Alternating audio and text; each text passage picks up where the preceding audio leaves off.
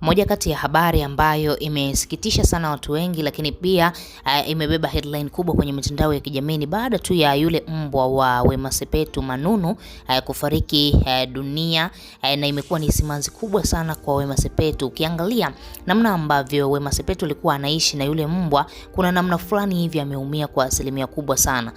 Ukiangalia kwa miaka yote ambayo walimwengu walimpiga mgongo na kuanza kumsema vibaya kwenye mitandao ya kijamii, Wema Sepetu yule mbwa alikuwa anamfariji. Ilifikia hatua Wema Sepetu akamuita Manunu ni mtoto wake, akawa anamuita mwanangu, na Manunu alikuwa ni mbwa tofauti sana. Ni mbwa ambaye anaelewa, ni mbwa ambaye anajitambua, ni mbwa ambaye alikuwa anaelewa Wema Sepetu akipitia hard time, anakuwa naye karibu, anafurahi naye, anaenjoy naye, jambo ambalo likali linamsababisha Wema Sepetu anakuwa na furaha kubwa sana na anakuwa anaenjoy sana akiwa karibu na yule mbwa. Lakini ukiangalia kuna namna fulani hivi imetokea, mipango ya Mungu haina makosa, na sababu kubwa ya kifo cha mbwa huyu Manunu, unaambiwa alikuwa ni mjamzito.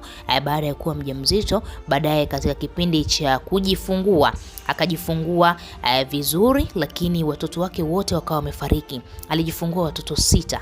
Sasa ule upweke, ule huzuni, kujisikia vibaya, unaambiwa Manunu tu hali yake ya mwili akaanza kudhoofika mwili, akaanza kuwa anaumwa mara kwa mara. Ni upweke, kwa sababu unaweza ukafikiri labda mnyama yeye haisi maumivu, lakini wanahisi maumivu.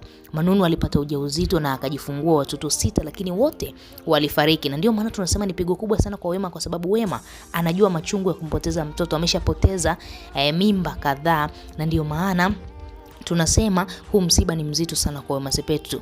Na tumeweza kuona mastaa mbalimbali wameweza kusogea katika eneo la msiba kwa ajili ya kumzika huyu mbwa wa Manunu, na amezikwa kwa heshima kubwa sana na rambirambi zimetoka kama kawaida. Watu wengine wanacheka na kuona ni jambo la kushangaza sana, lakini sio jambo la kushangaza. Litakushangaza kwa sababu wewe sio Wema Sepetu, lakini Wema anajua umuhimu wa yule mbwa wake, na ndio maana ameamua kumzika kwa heshima na kuonesha wazi kwamba imemuuma na ameumia kwa asilimia kubwa sana. Kuna clip inaonyeshwa mitandaoni Wema Sepetu akiwa analia kwa uchungu mkubwa sana, anamlilia, anamshika, hajali kama amekufa, anamshika, analia kwa uchungu. Inaonyesha wazi kwamba Wema ameumia kwa asilimia kubwa sana. Wewe kama shabiki yake unalipi la kumwambia Wema Sepetu baada tu ya kumpoteza mbwa wake muhimu ambaye alikuwa anamchukulia kama mtoto wake? Tuachie maoni yako, lakini pia usisahau kusubscribe.